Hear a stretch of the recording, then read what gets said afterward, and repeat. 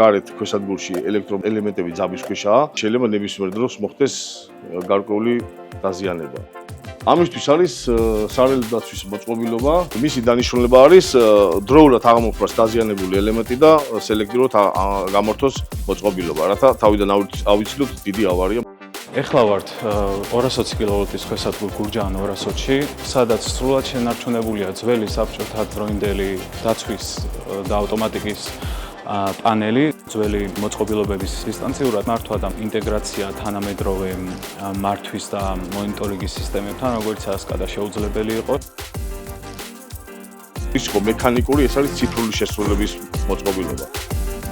პერსონალის უსაფრთხოების კუთხით არის ყველაზე მნიშვნელოვანი თანამედროვე ციფრული დაცვის მოწყობილობა.